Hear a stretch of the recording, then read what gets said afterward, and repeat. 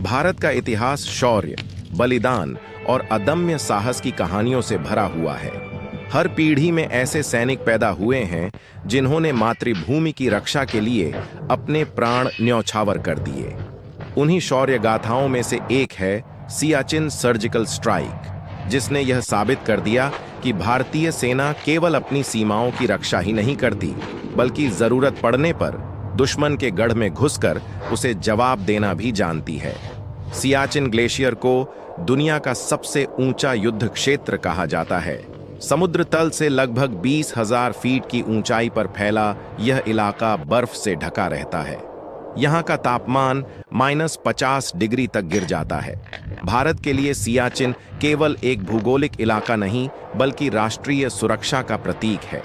इसकी रणनीतिक स्थिति पाकिस्तान और चीन दोनों के बीच संतुलन बनाए रखने के लिए बेहद अहम है। 1984 में ऑपरेशन मेघदूत के तहत भारतीय सेना ने यहां पर कब्जा किया और तब से लगातार दुश्मन के हर प्रयास को नाकाम करती आई है।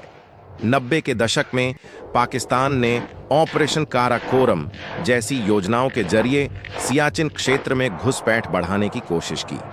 दुश्मन के सैनिक और आतंकवादी बर्फीली चोटियों के पीछे से भारतीय पोस्ट पर फायरिंग करते थे। भारतीय सेना के कई जवान इन हमलों में शहीद हुए।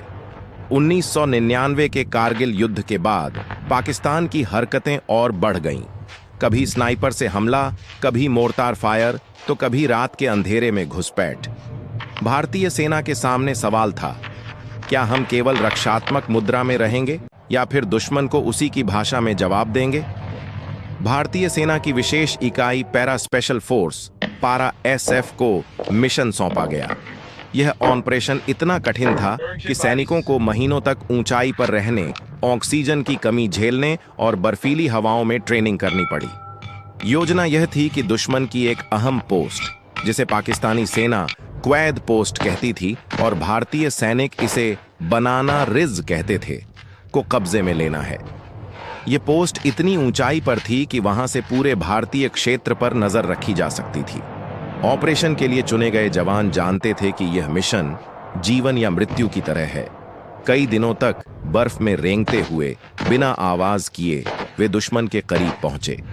तापमान -40 डिग्री था। हाथ पांव सुन्न हो रहे थे, लेकिन उनके दिल में केवल एक ही जज्बा था, देश के लिए जीत कर लौटना है, चाहे जान चली जाए। जवानों ने ऑक्सीजन सिलेंडर का भी कम से कम उपयोग किया ताकि दुश्मन को कोई भनक न लगे। कई बार उन्हें बर्फ की गुफाओं में घंटों पड़े रहना पड़ा। भूख, प्यास और थकान